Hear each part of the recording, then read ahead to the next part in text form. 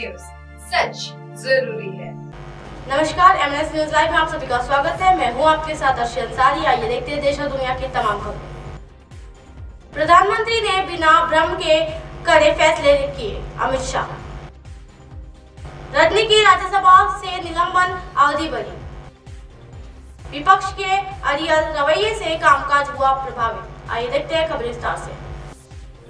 प्रधानमंत्री ने बिना भ्रम के कड़े फैसले किए, अमित शाह। जी, केंद्रीय गृह मंत्री अमित शाह ने गुरुवार को कहा कि प्रधानमंत्री नरेंद्र मोदी ने बिना किसी भ्रम के कुछ कड़े फैसले लिए हैं और उन्हें लागू करते हुए देश में अमन, चैन तथा शांति भी बनाई रखी है। जी, अमित शाह ने वाराणसी में काशी विश्वनाथ मंदिर के जीर्णोद्धार समेत धार्मिक व सांस्कृतिक महत्व की कुछ बड़ी परियोजनाओं का जिक्र कर रहे थे। उन्होंने कहा कि जब भाजपा ने अपने गठन के बाद केवल 2 लोकसभा सीटें जीती तो तत्कालीन प्रधानमंत्री राजीव गांधी ने इसका मजाक उड़ाया था।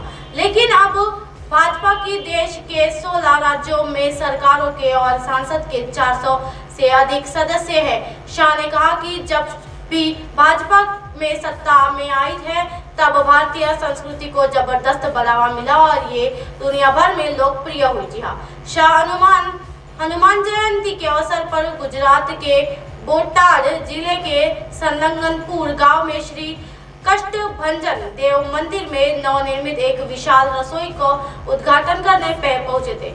केंद्रीय गृह मंत्री अमित शाह ने कहा, अयोध्या में राम जन्मभूमि के लिए एक दिन अदालत का फैसला आया और मोदी जी ने राम मंदिर के लिए शिलान्यास कर दिया। जी हाँ, भाजपा नेता ने कहा कि हालांकि कुछ लोग कहते थे कि अनुच्छेद 370 और राम जन्मभूमि के मुद्दों को छुआ गया तो दंगे भड़क उठेंगे। जी हाँ, लेकिन ऐसा कुछ नहीं हुआ। उन्होंने कहा, इसी तरह हमने काशी विश्वनाथ कॉरिडोर, केदारनाथ, बद्रीनाथ, सोमनाथ मंदिर पर स्वर्ण वरण और पावागढ़ मंदिर का जीर्णोद्धार कार्य पूरा कर लिया है। रजनी की राज्यसभा से निलंबन अवधि बढ़ी। जी हाँ, कांग्रेस की राज्यसभा सदस्य रजनी पाटिल की उच्च सदन की सदस्यता से निलंबन अवधि को विशेष अधिकार समिति की रिपोर्ट मिलने तक बढ़ा दिया गया है। जी हाँ, उच्च सदन में प्रभावित जगदीप धनखड़ ने इसकी घोषणा की।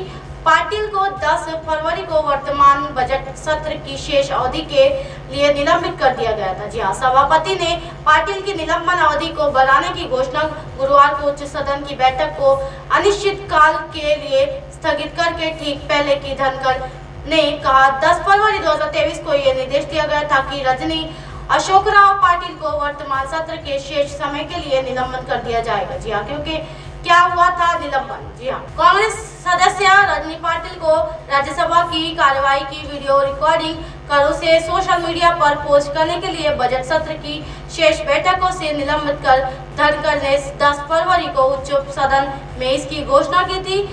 पाटिल ने सदन की कार्रवाई की वीडियो रिकॉर्डिंग कर उसे ट्वीट पर पोस्ट कर दिया था। जी हाँ, जो बेहद गंभीर मामला है। सभापति रजनी पाटिल खड़गे ने जताया विरोध। जी हाँ, सभापति को लिखा पत्र। कांग्रेस अध्यक्ष मल्लिकार्जुन खड़गे ने अपनी पार्टी की सांसद रजनी पाटिल का निलंबन मानसून सत्र तक बढ़ाए जाने को लेकर गुरुवार को सभापति जगदीप धनखड़ को पत्र लिखकर विरोध दर्ज कराया।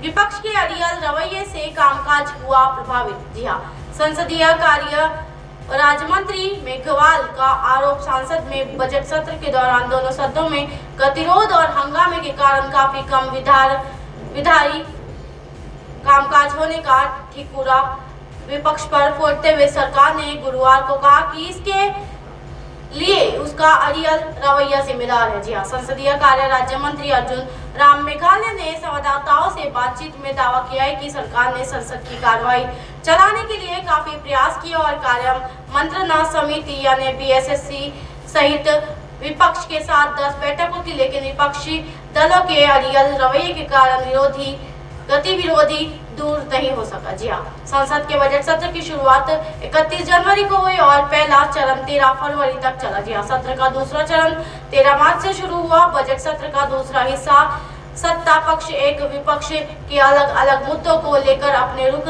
पर अड़े रहने के कारण हंगामे एवं नारेबाजी की वेट चढ़ गया। जी हाँ, मेघवाल ने कहा कि बजट सत्र के पहले चरण में अच्छा कामकाज हुआ, लेकिन उसके बाद ऐसा मुद्दा कारण दूसरे चरण की बैठक में गतिरोध की स्थिति उत्पन्न हो गई। जी हाँ, अर्जुन राम मेघवाल आया जिसके उन्होंने कहा विपक्ष की एक मांग थी और हमारी भी एक मांग थी। उसके बाद इससे स्थिति भी आई जब ऐसा लगा कि अध्यक्ष अगर तय करे तो दोनों पक्ष अपने अपने रुख को छोड़कर सदन में चर्चा शुरू कर देगी। लेकिन कुछ कारणों से ऐसा नहीं हो पाया।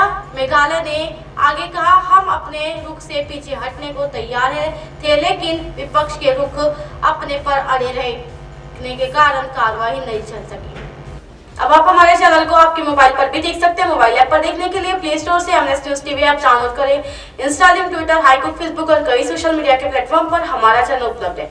आप इसे यूट्यूब पर भी देख सकते हो। आप हमारे चैनल को लाइव भी देख सकते हो www.mnsnews.com पर। फिलहाल वक्त तो चला दर्शकों ब्रेक का। ब्रेक से लौटने के बाद देखिएगा देश और दुनिया की तमाम खबरें। बने रहिए एमएनएस न्यूज पर। नमस्कार।